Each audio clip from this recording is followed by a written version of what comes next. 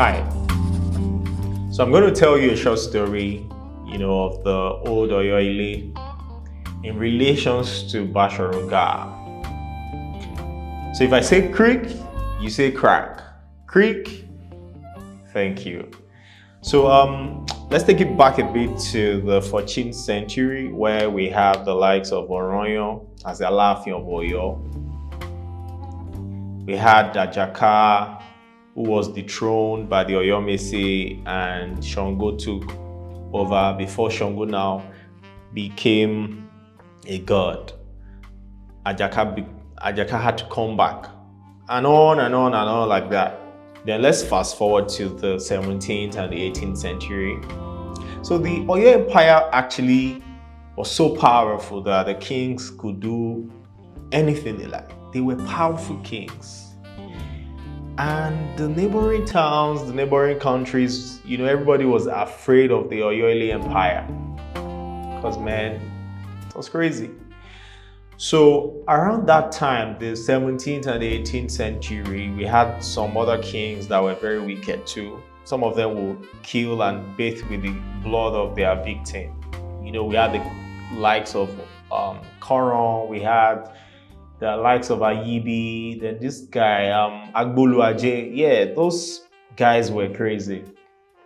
And so the people of Oyo-Ile felt we need to curb this. So that was what made them form the Oyomesi, council of 7, people. And for Oyomesi, the leader of the pack was called Bashorun, right? That was the name of that was the title, Bashorun. So around the 17th, the 18th century actually, there was this Bashorun called Gaa. So Bashorun Gaa was a very wicked Bashorun. He was so powerful. This guy could turn into anything. Lion, tiger, snake, elephant, anything he wants to turn into and kill anybody. So even kings were very afraid of Bashorun Gaa. He commanded kings to come prostrate, every morning, at his house. It was that bad. Crazy stuff. So any king that didn't, cooperate with him at that time, he will kill them. So the way they kill kings those days is they will present an empty calabash and you will get the message and commit suicide. Or they present a parrot egg and you commit suicide. So that was how they were killing the kings there. So in 1773, 1774, there was another king called Abiodun Adegolu.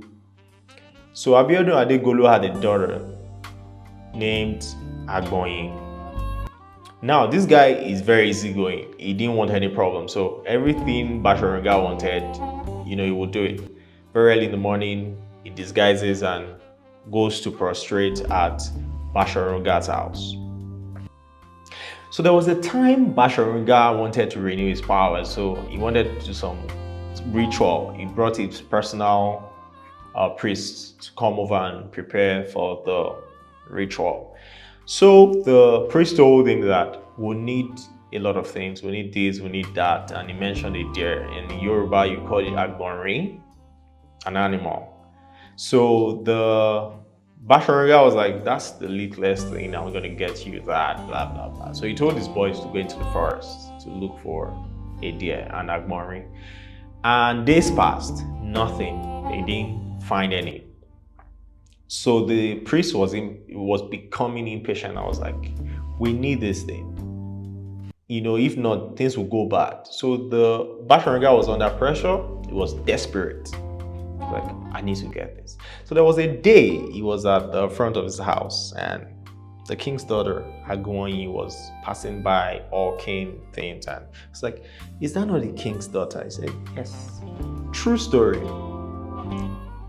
What's your name again? He said, Agboyin. So he said, wait. He went inside to meet the priest and was like, I found the sacrifice. He said, so what are you waiting for? Bring it in. And that was how he brought in the king's daughter. And the priest was like, this is the king's daughter, what's going on? He said, her name is Agboyin. Oh, the priest said, no, I said Agborin, not Agboyin. He said, it does not matter. It's Agboyin, it's Agborin, it's the same thing. Let's just go ahead and do this. And the priest cannot even challenge Bashorun Gaa because nobody does that because the guy is so powerful. So he killed the king's daughter. Wow. That day was hot in Oyo-Ile. The news was everywhere. The king was down. He broke down. He was furious. Like he had to end this. And this is someone that, was cooperative with, Bashorun Gaa. So he went outside. He went out of Oyo-Ile to seek help because he couldn't do anything. So he went to the Are Ona Kakanfo of Yoruba land at that time. Was called Oyabi. Oyabi was the Are Ona Kakanfo. Then he went to the Onikoyi, just to seek help. Meanwhile, Agboyin was engaged to a guy, and that guy, when he heard that story, he lost it. So there's something he had in his room. He hung it. In Yoruba, they call it Olonde. So he took it. He knew he couldn't conquer Bashorun Gaa, but he was so furious. He had to do something, right? So he dashed out to Bashorun's house. That one saw him and was like, what are you trying to do? He was laid back because he knew that nothing could happen. But with all the energy he had, he struck Bashorun Gaa. Guess what? It worked. He became paralyzed.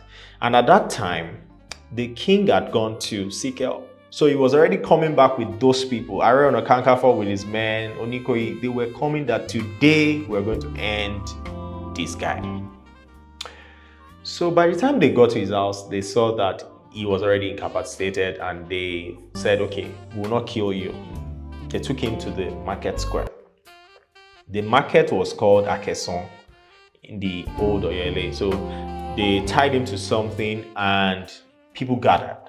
So the king declared that if you know this guy has ever hurt you or your loved one, pick up something sharp,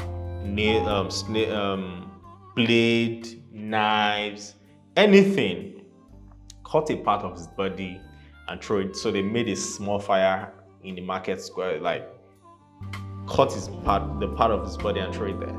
But don't touch it. They commanded that they shouldn't touch the left side of his body so that his heart is not affected, so that he does not die and he will experience his own death.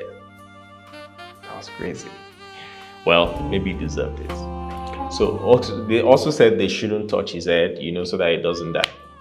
And guess what? Everybody had a part to cut. That means that guy touched many lives. Everybody caught something from his body. And by the time, he gave up the ghost, he poured his remains in the fire. And that was the end of Bashorun Gaa. But this is the part they really don't say about the story. This incident was actually the beginning of the end of the old Oyo-Ile, because Bashorun Gaa played a major role, at that time in the image that Oyo-Ile had. Neighboring cities, countries, they were afraid of Oyo-Ile because this guy would kill them. He could turn into anything. So when they heard that he was dead, man, they ransacked Oyo-Ile, killed anybody, burnt houses, destroyed properties. So the survivors were the ones that went to another location to start up the new Oyo that we know now. Who would have thought? Well, if you ask me what's the moral of the story for me, I'll say that everything has an end. Everything comes to an end. Whatever you do, good, bad, it will come to an end. All right. So that is the story I have for you in this episode of the Grotto Stories. My name, Dare Herald.